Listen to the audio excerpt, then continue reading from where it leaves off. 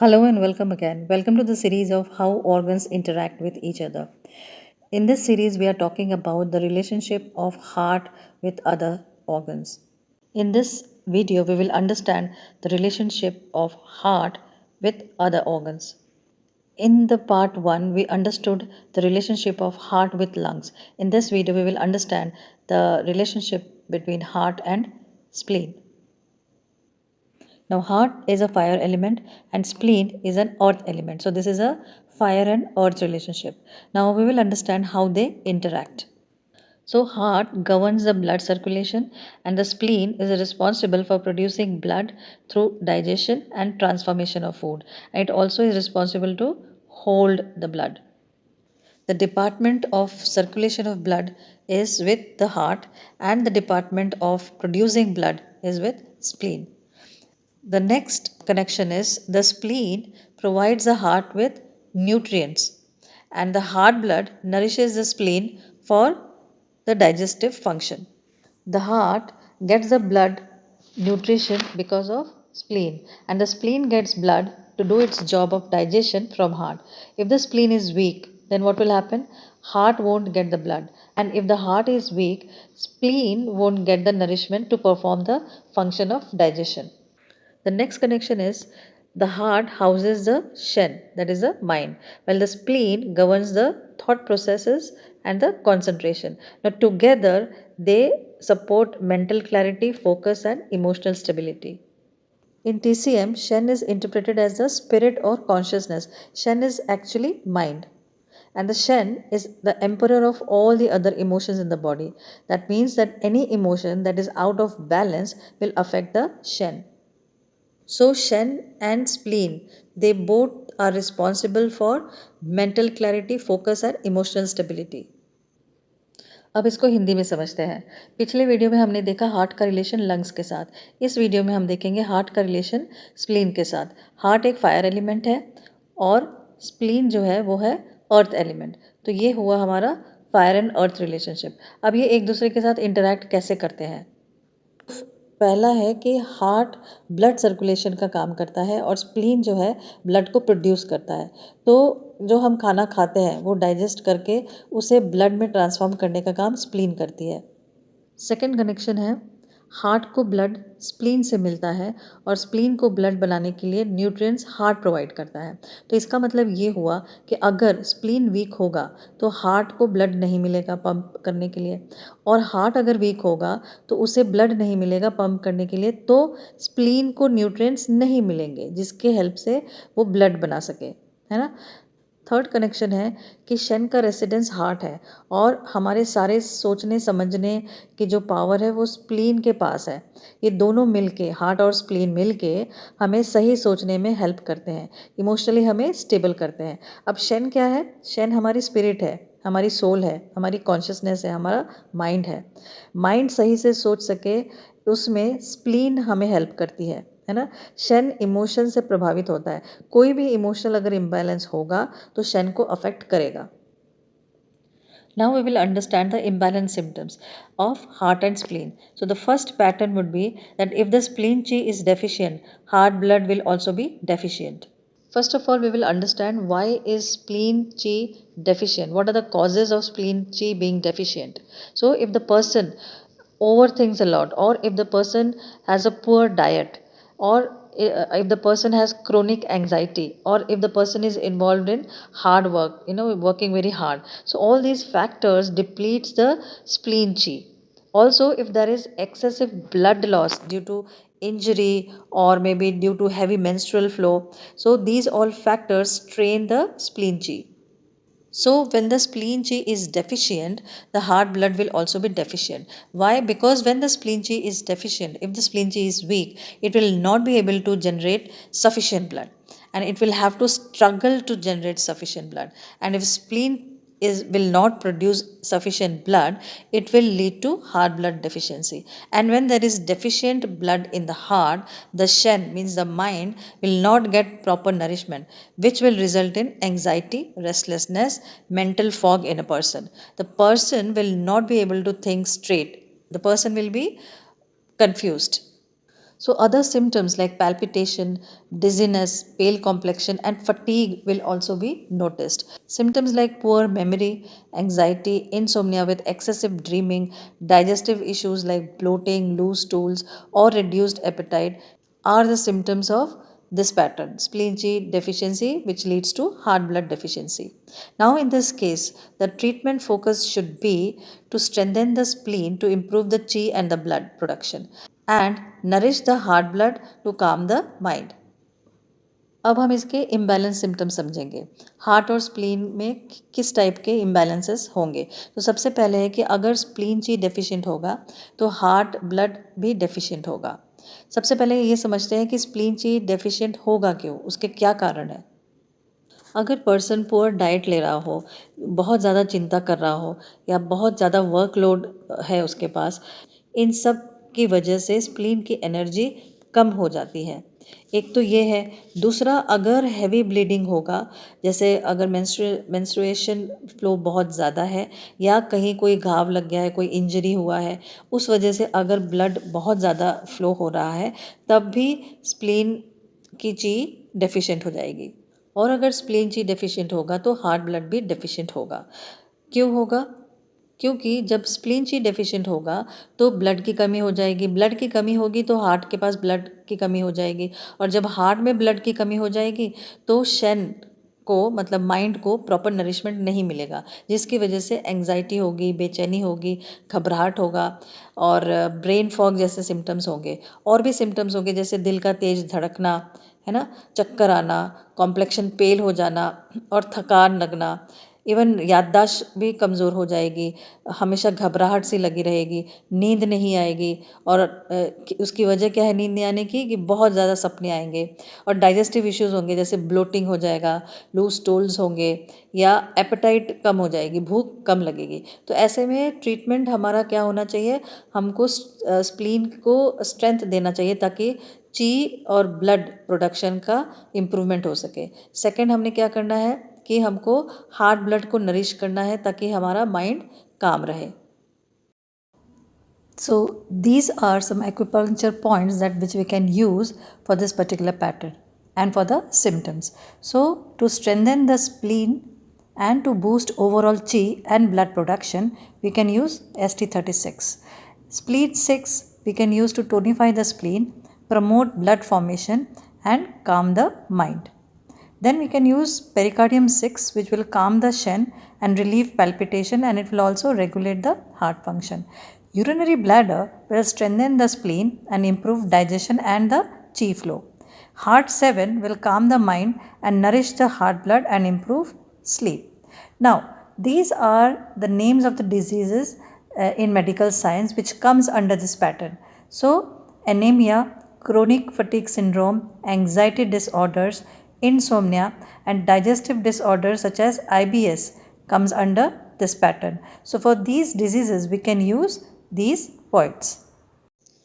तो इस पैटर्न के लिए हम कुछ एक्यूपंक्चर पॉइंट्स लगा सकते हैं। हम लगा सकते हैं ST36 जो स्प्लीन को स्ट्रेंथ देगी और ओवरऑल जो ची और ब्लड का प्रोडक्शन को भी बूस्ट करेगी, और स्प्लीन को टोनिफाई करने के लिए और ब्लड फॉर्मेशन को प्रमोट करने के लिए और माइंड को काम करने के लिए हम SP6 लगा सकते हैं। हम PC6 लगा सकते हैं, पेरिकार्डियम 6 लगा सकते हैं जो शेन को काम करेगा, माइंड को शांत करेगा, पैल्पिटेशन में आराम देगा और हार्ट के फंक्शन को भी रेगुलेट करेगा। हम यूरिनरी ब्लैडर 20 लगा सकते हैं जो स्प्लीन को स्ट्रेंथ देगा और डाइजेशन को इम्प्रूव करेगा और ची के फ्लो को भी इम्प्रूव करेगा। हम हार्ट 7 लगा सकते हैं जो मन को शांत करेगा, हार्ट ब्लड को नरिश करेगा और नींद को इम्प्रूव करेगा। ये कुछ नाम है मेडिकल साइंस में इस पैटर्न के अंडर जो आएंगे, वो है anaemia, chronic fatigue syndrome, anxiety disorders, insomnia और डाइजेस्टिव डिसऑर्डर्स जैसे IBS वगैरह अगर होता है तो हम ये पॉइंट्स लगा सकते हैं। Now the points are plotted on the palm. So what we have to do is we have to apply one fenugreek seed with the help of Dr. Tape and apply on each point for the relief. जो points मैंने बताए हैं वो points मैंने यहाँ पे plot किया हुआ है, तो वो उस पॉइंट्स के ऊपर हम एक मेथी का दाना डॉक्टर टेप की हेल्प से लगा सकते हैं। ये पैटर्न के लिए ये पॉइंट्स हम इस तरह से लगा सकते हैं। हमें इसे 8 से 10 घंटे लगाना है और कितने दिन तक लगाना है, जब तक सिम्टम्स में आराम ना आ जाए। The next pattern of this combination is, if spleen yang becomes deficient, the heart yang will also become deficient. First of all, we will understand why will the spleen yang be deficient. What are the reasons of spleen yang being deficient? First of all, if there is chronic illness. Secondly, if the person is having excess cold food, this can weaken the spleen yang. Also, if there is prolonged fatigue or the person is overworking, these can deplete the spleen yang. So, if spleen yang will be deficient, then heart yang will also become deficient. Why will it become deficient?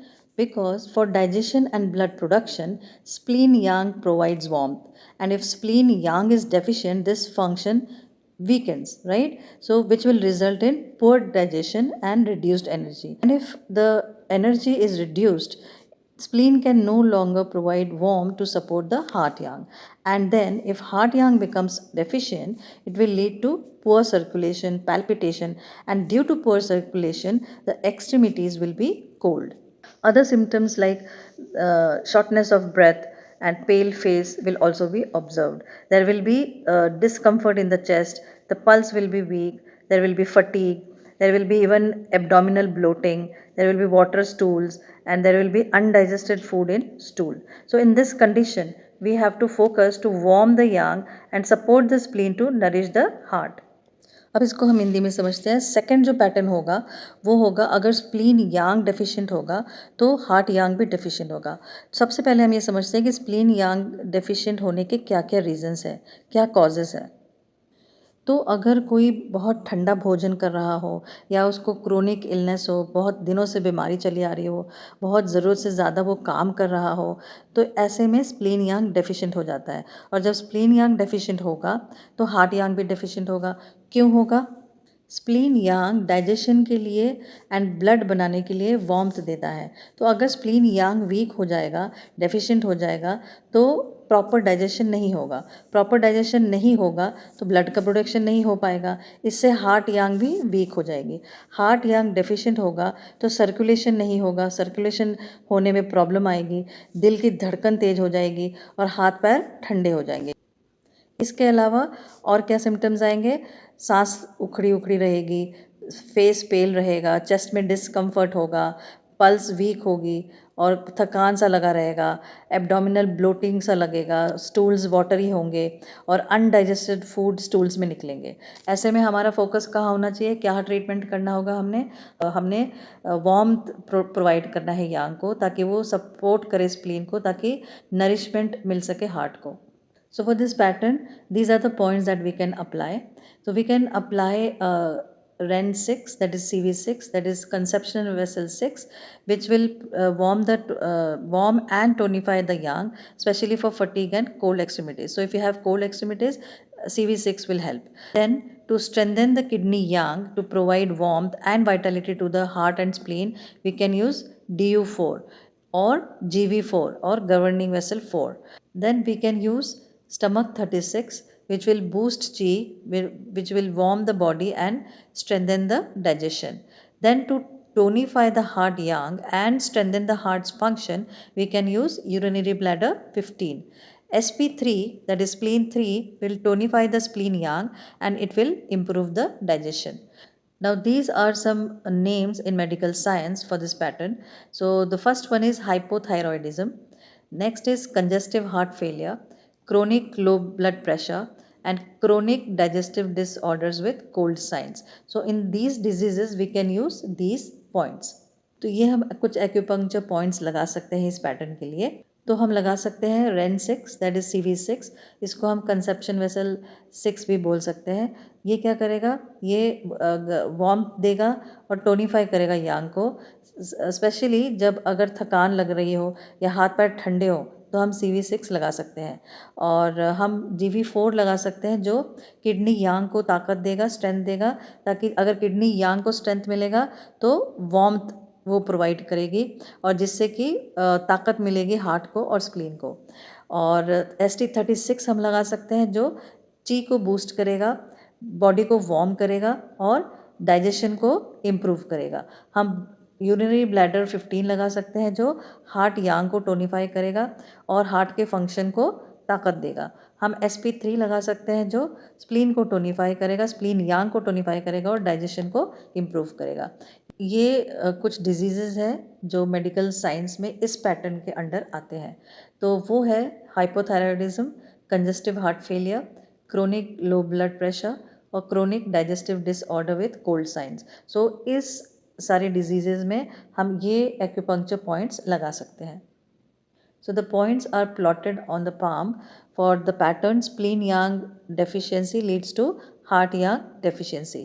So what we have to do is we have to take one fenugreek seed and apply it on the, stick it on the doctor tape and apply on each point, and we have to apply these points for at least 8 to 10 hours, and for how many days? Well, till you get relief. जो points हैं वो इस palm पे plot किया गया है। इसको हम कैसे लगा सकते हैं? एक मेथी का दाना लेंगे, डॉक्टर टेप के ऊपर चिपकाएंगे और इन पॉइंट्स के ऊपर हम लगा सकते हैं। 8 से 10 घंटे लगाने हैं। कितने दिन के लिए? जब तक रिलीफ ना मिले तब तक ये पॉइंट हम लगा सकते हैं। The next pattern is if spleen chi is deficient with phlegm or dam, it will lead to heart chi blockage. First of all, what are the causes of spleen chi deficiency with phlegm? Consuming excessive damp food, chronic fatigue, or poor digestion can be the reasons of spleen chi deficiency with phlegm, which will lead to heart chi blockage. Why? Because if the spleen chi is weak, it will not be able to transform fluids properly, and if it is not transforming the fluid properly, the fluid will accumulate, which will cause dampness or phlegm. This dampness will then rise up and cloud the heart and shen, and the dampness will create blockage in heart. Other symptoms like dizziness, palpitation, sluggish in thinking, poor concentration, heaviness in the head and body, bloating and fatigue will also be seen. So in this condition, the treatment focus should be to resolve the phlegm and dampness first, then strengthen the spleen chi to prevent further accumulation. Next pattern है spleen ची deficient with flame होगा तो heart ची blockage होगा। सबसे पहले spleen ची deficiency with flame क्यों होगा, उसके क्या कारण हैं? अगर कोई ठंडा भोजन कर रहा हो या पाचन शक्ति कमज़ोर होगी या बहुत अधिक थकान रहने से स्प्लीन ची डेफिशिएंट हो जाएगी। और अगर स्प्लीन ची डेफिशिएंट होगा विथ फ्लेम तो हार्ट ची ब्लॉक हो जाएगी। स्प्लीन ची डेफिशिएंसी विथ फ्लेम होगा तो हार्ट ची ब्लॉक क्यों होगा? क्योंकि अगर स्प्लीन वीक होगा तो जो फ्लूइड है उसको ट्रांसफॉर्म नहीं कर पाएगा, जिससे फ्लूइड इकट्ठा होगा और डैम्पनेस बढ़ जाएगी। ये डैम्पनेस ऊपर की तरफ जाएगी और हार्ट ची को ब्लॉक कर देगी और शेन को डिस्टर्ब कर देगी। तो व्यक्ति को बेचैनी सी लगी रहेगी, छाती में खिंचाव सा महसूस होगा और मेंटल फॉग के लक्षण दिखाई देंगे। और भी सिम्टम्स आएंगे जैसे चक्कर आएंगे और पैल्पिटेशन बढ़ेगा, दिल की तेज़ धड़कन बढ़ेगी, मेंटल फॉग होगा, थिंकिंग हमारी जो सोच होगी वो बहुत धीरे हो जाएगी, स्लो हो जाएगी, स्लगिश हो जाएगी, कंसंट्रेशन हमारी पुअर हो जाएगी और हैवीनेस लगेगा हमारे हेड में और बॉडी में, ब्लोटिंग होगा, थकान सी लगी रहेगी। ऐसे में हमारा ट्रीटमेंट फोकस होना चाहिए, हमको सबसे पहले फ्लेम को रिजॉल्व करना है ना, डैम्पनेस को रिजॉल्व करना है और स्प्लीन ची को ताकत देनी है ताकि फर्दर मतलब आगे कोई फ्लेम का एक्यूमुलेशन ना हो पाए। Now these are some acupuncture points that we can use for this pattern. So to clear the phlegm, especially in the chest area and the mental fog, we can use ST40. We can use PC6, that is pericardium 6, which will open the chest, it will regulate the heart chi and it will relieve the palpitation. We can use SP9, that is spleen 9. This will resolve the phlegm and it will promote the fluid metabolism. So in this case what will happen is there will not be fluid accumulation, there won't be formation of phlegm or dampness. Then to strengthen the spleen and resolve damp accumulation, we can use urinary bladder 20. CV12 or REN12 we can use to harmonize the digestion, which will improve the spleen function. Now, these are the names of the diseases in medical science related to this pattern. So, the first one is chronic bronchitis. Chronic bronchitis is the result of this pattern. Coronary artery disease, any kind of coronary artery disease is a result of this pattern. Then, the depression linked to brain fog and emotional dullness will also come under this pattern. ये कुछ acupuncture points हम लगा सकते हैं इस pattern के लिए। तो अगर फ्लेम को हमको क्लियर करना है ना, स्पेशली जो चेस्ट में टाइटनेस है या वेंट्रल फॉग है, उसके लिए हम ST40 लगा सकते हैं। और चेस्ट को ओपन करने के लिए और हार्ट ची को रेगुलेट करने के लिए, पैल्पिटेशन में रिलीफ लेने के लिए हम लगा सकते हैं पेरिकार्डियम 6। हम SP9 लगा सकते हैं। SP9 भी हमारे डैम्पनेस को रिजॉल्व करेगा और फ्लूइड मेटाबॉलिज्म को प्रमोट करेगा। यूरिनरी ब्लैडर 20 स्प्लीन को स्ट्रेंथन करेगा और जो डैम्प एक्यूमुलेशन को होने से रोकेगा, रिजॉल्व करेगा। हम CV12 लगा सकते हैं जो डाइजेशन को हार्मोनाइज करेगा और स्प्लीन फंक्शन को भी इम्प्रूव करेगा। ये जो मेडिकल साइंस में कुछ नाम हैं डिजीज़ के जो इस पैटर्न में आते हैं, वो है क्रोनिक ब्रोंकाइटिस। तो क्रोनिक ब्रोंकाइटिस में हम ये पॉइंट्स लगा सकते हैं। कोरोनरी आर्टरी डिजीज़ में भी हम ये पॉइंट लगा सकते हैं। Depression link to brain fog and emotional dullness में भी हम ये पॉइंट लगा सकते हैं। कैसे लगाना है, कहाँ लगाना है, वो पॉइंट्स यहाँ पे प्लॉटेड हैं। आपने एक मेथी दाना लेके एक डॉक्टर टेप पे चिपका के हम इन पॉइंट्स पे लगा सकते हैं। 8 से 10 घंटा एक दिन में लगाना है। कितने दिन लगाना है, हम तब तक लगाएंगे जब तक हमको सिम्टम्स में आराम ना मिले। The points are plotted on the palm and we have to apply this for at least 8 to 10 hours and we have to apply it till you get relief. Now, what to apply? We have to apply one fenugreek seed with the help of Dr. Tape and apply it on each points. The next pattern is excessive worry will lead to heart-shunt disturbance. What are the causes of excessive worry? Of course, if the person has too much workload on himself or the person is studying excessively or has too much of mental work or the person is overworking. So all these reasons lead to excessive worry. So if the person is worrying excessively, his or her heart shunt will be disturbed. Why? Because spleen plays a key role in processing thoughts. So excessive worry or overthinking or mental strain can weaken the spleen chi. Now this mental overactivity, it consumes the heart blood, which disturbs the shunt, which causes emotional instability. Other symptoms also can be observed like insomnia, restlessness, vivid dreams, mental fatigue, palpitation, forgetfulness, and poor focus can be observed. Then there will also be digestive weakness, bloating, and fatigue. So, in this condition, our focus should be to calm the mind and nourish the heart blood. Next, we should strengthen the spleen and support chi and blood. Next pattern है, अगर excessive worry कर रहा है कोई, तो उसका heart shunt disturb हो जाएगा। सबसे पहले एक्सेसिव वरी के कारण क्या क्या हैं? सबसे पहला कारण है कि वो इंसान या तो बहुत ज़्यादा चिंता कर रहा हो, बहुत ज़्यादा काम कर रहा हो, बहुत ज़्यादा पढ़ाई करना पड़ रहा हो या लगातार मानसिक तनाव की वजह से चिंता बढ़ जाती है और बहुत ज़्यादा चिंता करने से हार्ट शंट डिस्टर्ब हो जाता है। तो जब एक्सेसिव वरी होगा तो हार्ट शेट डिस्टर्ब हो जाएगा। क्यों होगा डिस्टर्ब? क्योंकि बहुत ज़्यादा चिंता से स्प्लीन वीक हो जाती है, स्प्लीन अपना काम नहीं कर पाती है, जिसकी वजह से ची का फॉर्मेशन नहीं हो पाता है, ची का निर्माण नहीं हो पाता है। और अगर ची का निर्माण नहीं होगा तो ब्लड भी नहीं बन पाएगा, ब्लड नहीं बनेगा तो हार्ट को ब्लड नहीं मिल पाएगा, हार्ट को ब्लड जब नहीं मिल पाएगा तो हार्ट शेट डिस्टर्ब हो जाएगा। फिर वही बेचैनी, गुस्सा, चिड़चिड़ापन और इस तरह के सिम्टम्स आएंगे। और भी सिम्टम्स आते हैं जैसे नींद नहीं आएगी, बेचैनी सी रहेगी, बहुत ज़्यादा सपने आएंगे और मेंटल फटीग होगा, मेंटली बहुत थक जाएगा इंसान, दिल की धड़कन तेज़ हो जाएगी, भूलने की बीमारी हो जाएगी, फोकस नहीं हो पाएगा कोई भी काम में, डाइजेस्टिव वीकनेस हो जाएगा जैसे ब्लोटिंग हो जाएगी या बहुत ज़्यादा थकान लगेगा। तो ऐसे में हमारा ध्यान होना चाहिए कि हमें माइंड को काम करना पड़ेगा और हार्ट ब्लड को नरिश करना पड़ेगा। सेकंड, हमको स्प्लीन को स्ट्रेंथन करना होगा और ताकि वो ची को और ब्लड को सपोर्ट कर सके। Now these are the acupuncture points that we can apply for this pattern. So to calm the Shen and reduce the anxiety and improve sleep, we can use heart 7. To nourish the spleen, stabilize the emotions and relieve tension, we can use spleen 6. Pericardium 6 we can use to soothe the mind, reduce palpitation and regulate heart chi.